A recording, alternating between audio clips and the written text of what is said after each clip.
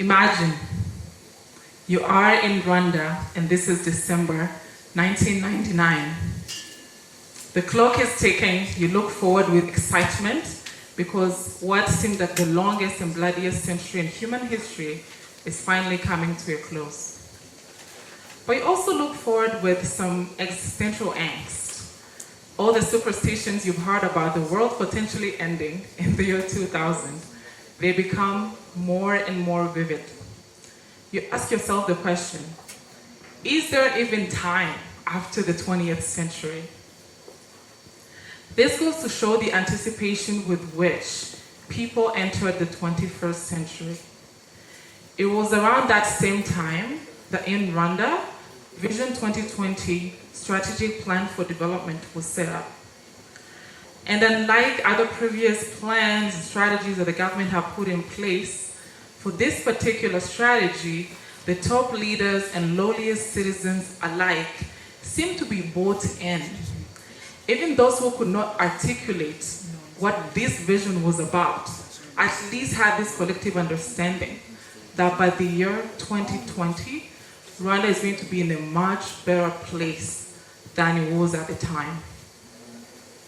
Some people went even as far as naming their cars, their hair salons, their restaurants, Vision 2020. I'm yet to meet someone who was born at the time who has the name Vision 2020. But if I did, I wouldn't be surprised. So what was the gist or the essence of Vision 2020? It was to transform Rwanda into a middle-income country by the year 2020, based on a knowledge-based economy that is private sector-led. There is a specific pillar that focused on having a vibrant private sector. That was very bold and very ambitious. Very bold and very ambitious, especially looking at the context of Rwanda at the time. We had been declared a failed state 6 years prior, during the 1994 genocide against the Tutsi. In the year 2000, AIDS was at its peak, taking lives of thousands of people between 94 and 2000. And other diseases like malaria also mercilessly taking lives left and right. So this was indeed very bold, not only to look at the context of the country at the time, but to also paint a picture of looking forward, looking at the private sector as a tool for rebuilding the economy and restoring dignity instead of looking at foreign aid. And trust me, we have benefited from foreign aid, and I'm sure there are lives and livelihoods that would be different today if it wasn't for foreign aid. But we had a much bigger vision for long-term and sustainable development. So it makes me ask myself the question, why look at the private sector? Particularly when you have willing bilateral donors who can inject money in the economy that can directly go to the betterment of your citizens. And as alluded to earlier, it's that vision that we had, but I also like to believe that African countries, not just Rwanda, have learned a thing or two about not putting all your development eggs in the foreign aid basket. For so many reasons. First, the culture of dependency that it creates, that robs people of their dignity and self-respect, the lack of accountability for different leaders.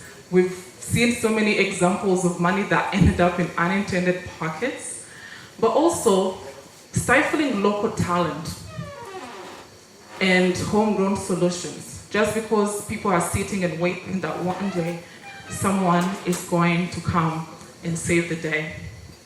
I think we've had this development conversation for too long that I feel like our dreams for our people are very limited. When we think about development, sometimes we think about as long as people don't die, and as long as people have basic education, and as long as there is a school there, as long as we have small loans and small businesses, life will be good. Our expectation of what the average African life can amount to usually are very limited. But I think this is where disruption starts, in our thinking. In our thinking with our visions, both leaders setting national visions, but personally as well. The visions we have for ourselves have to be reflective of where we actually believe that we can go. I'd like to believe that development has at its heart the idea of human flourishing that goes beyond survival to thriving, that goes beyond survival to actually living a life of dignity, where people have opportunities to exercise their potential to the fullest. And the private sector is that one entity that can contribute to society in this way. Its ability to create dignifying jobs, generation of tax revenue to finance essential economic infrastructure, and the development of new and innovative solutions that tackle development challenges. But not only this, the private sector has what I call a multiplication effect, where you can have a one-man business today that can become a multi-million-dollar business tomorrow that employs a whole village. So now that 2020 is very close, it's 3 months from now, it's important that we look back and think, where are we? Did we achieve everything we set out to achieve on the onset? Maybe not. But there are some specific steps that have been taken so that at least we put a dent in what on the onset looked like a very ambitious vision. And this is where my daily work at Karisimbi Business Partners comes in. We work alongside businesses to make sure that they are thriving. We build management capacity to ensure that business and this private sector strengthening is not happening with companies feeling like they're alone. We provide expertise from my experience of being in this market for the past 10 years for companies to tap into that to grow this private sector. So key steps that have been taken for us to come closer to Vision 2020. First is a conducive environment for businesses to thrive. We as a country have other natural impediments that we might face as we try to trade internationally. For example, we are a landlocked country. And that means that for some foreign investors or people who want to have their companies based here, that might look like, logistically, that's not a very appealing option. But because of other things that have been put in place that makes it easy to conduct business in Rwanda, we have seen this facilitate the private sector to grow. There are various tax incentives in place. For example, companies that manufacture for export get 50% off their annual corporate income tax. That means the government is willing sometimes even forego some benefits to see this vision come to a reality. I'd like to give an example of one of our clients. It's a company called Anysie Ishimwe. It seems like you can't see it. Anysie Ishimwe, it is based in Masoro. It's a peri-urban area in Kigali. And it's made of 250 women, a cooperative. Those women are shareholders in the company. But because of this conducive environment, they have been able to lend a company of a caliber like Kate Spade, New York. And they export at this point $1 million in turnover. And this, you can imagine how it goes back to empowering the lives of the women who are involved, to transforming the area where Masoro is located. And all of this couldn't have been possible if it wasn't for the tax incentives, low levels of corruption, and Rwanda really positioning itself as one of the best places to do business in Africa. The second point is really investing in strong entrepreneurs and business leaders. And I think this is where places like Africa Leadership University really come in, because all this can be taught if we're just talking about the private sector as though it's an entity that is not made of people. But you need strong entrepreneurs and business leaders to make this a reality. One of the complaints that many entrepreneurs and businesses that we interact with on a daily basis have is lack of human capital, capable people that can be employed to actually execute the visions of the founders, but also even business leaders who lack sometimes tactical skills to implement why they have a vision and make it tailored to the changing environment of doing business on a daily basis. And last is really markets that are inclusive for all involved stakeholders. And this is going to be very important moving forward because the business landscape is changing. Back in the day, you used to have traditional businesses that looked at doing good as something that's outside of the business, and it has shifted to business that have corporate social responsibility, but also usually when it makes business sense.